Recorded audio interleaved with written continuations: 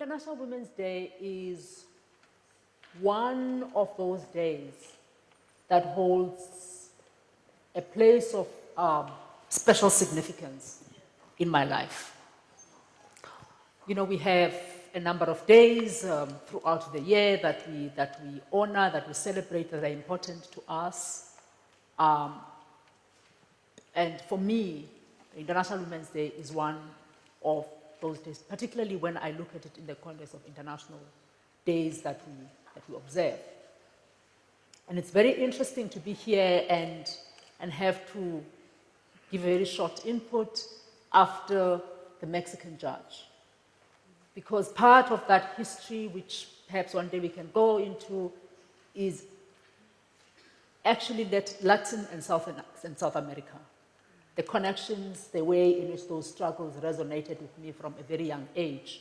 And it was also true that those of you who know a book by a woman called Margaret Randall that we used to read almost as a textbook in my youth in the 1980s, Sandino's Daughters, about young women, or rather women who were in the political liberation struggle in Nicaragua. That is where my consciousness of the sense of connection with women across the world comes from. It's an important occasion, I think, to reflect on not how far we have come, but actually where we are right now. For me personally, this is the first time in 3 years that I have actually agreed to take an engagement or a commitment to speak publicly on International Women's Day. I have needed to take a step back and listen to other people and try and observe where we are. I'm hoping that rather sooner than later, I will be receding more and more into the background, and women like Nandi and others will be coming. I think for all of us, it's important to have this moment of stepping back and actually impose that silence for ourselves.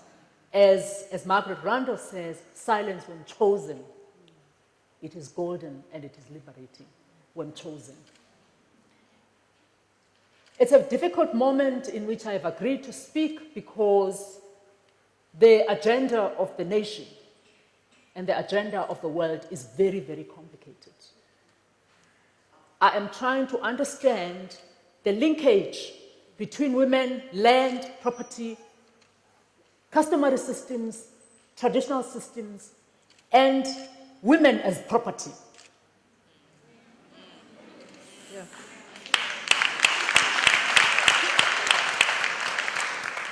Unless we talk about the ways in which we all look at women as property, we are not going to understand the ways, and we're not going to find a way of dealing with women and their rights to property and their rights to human dignity. Usis Togo asked, or rather, I think it was DVC. She quoted Catherine saying, "Are women human yet?" I want to say this without any sense of contradiction, that right now in South Africa, black women who live in rural areas, according to the laws that this government is creating, are not fully human yet.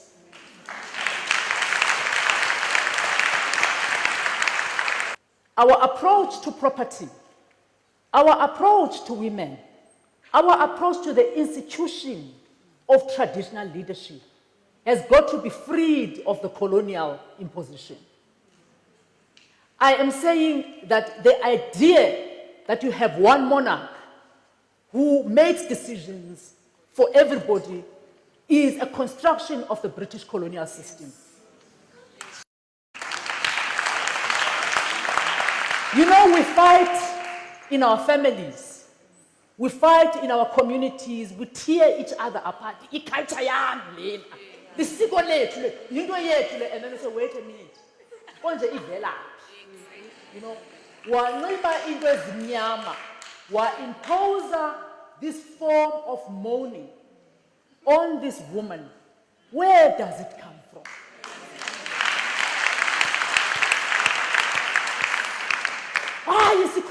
But no, ask yourself, where does it come from?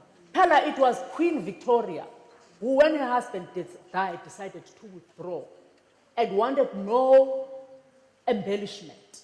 It was her way of mourning. I don't have a problem with us saying we adopt it because I believe in endogenous systems, the influence from the outside and the influence from the inside. But it is important that we understand the origins, that we understand what we are promoting. So here's the thing. We are sitting and we listen to the narratives that we tell ourselves and we watch them reflected on national television by a traditional leader who sits in the National House of Traditional Leadership based on the South African Constitution. We listen to the president. Well, he says he didn't say it, but transcript says something else. But nevertheless, we listen to the president and he's sitting there and he narrates his own story. But at no point does the president say, however, the Constitution does not allow us to say we are going to take teenage girls to Robben Island. And I need to be very clear on this. I am not saying we should not critique, we should not reflect on the fact that we have children who are bearing children. But I think it is important that first we go back a little and say, why are children having children? Secondly, we step back a little and say, with whom are these children having children? Thirdly, we ask, where do these children know how to develop relationships with men?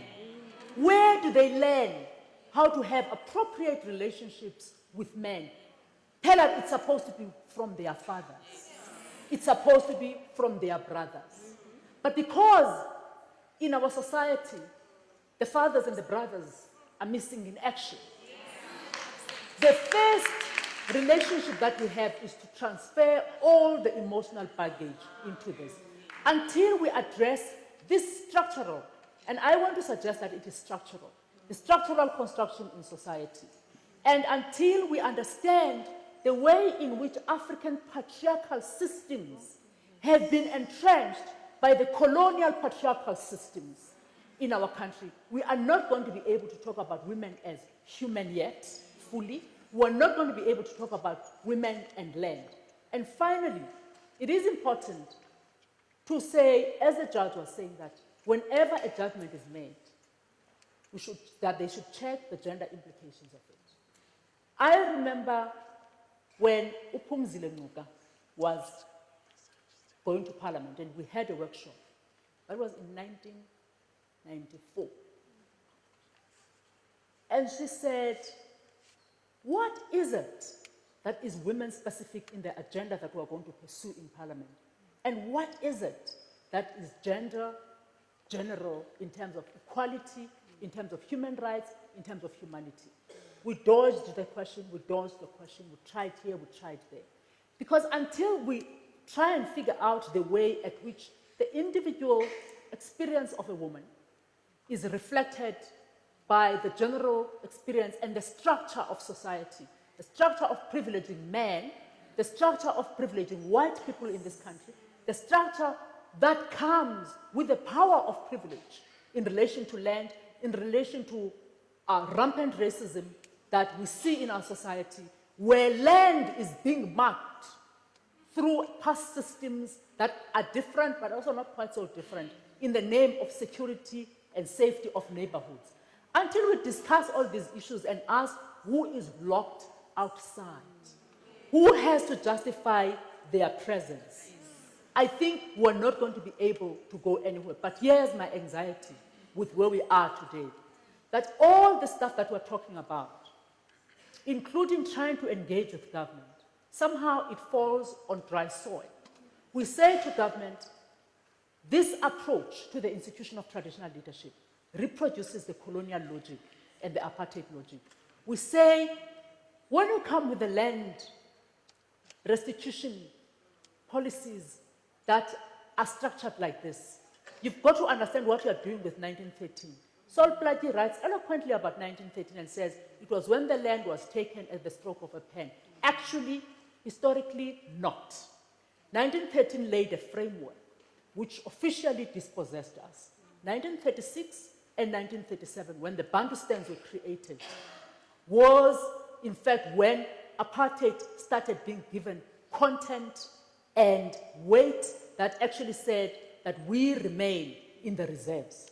So we need to say, when we are saying that tribal traditional authorities are going to be under traditional councils, when we say communal land tenure policy that the president was talking about is going to be under traditional leaders that is ascribed to boundaries. When you look at those boundaries, if I had the maps here, you would see that they overlap exactly with the apartheid maps. I think it is time that we go back to the basic and the fundamental issue in the Constitution that says one law, one nation. Until we discuss that one law, one nation, our children, our daughters are going to continue being transected either as forced marriage children or as political weapons, as you see in Boko Haram and others. Because I think we need to go back and say, where does the dis-ease come from in society? And the dis-ease in terms of gender equality, it comes from the structure of our society. And I regret to say, we are reproducing that structure. Thank you.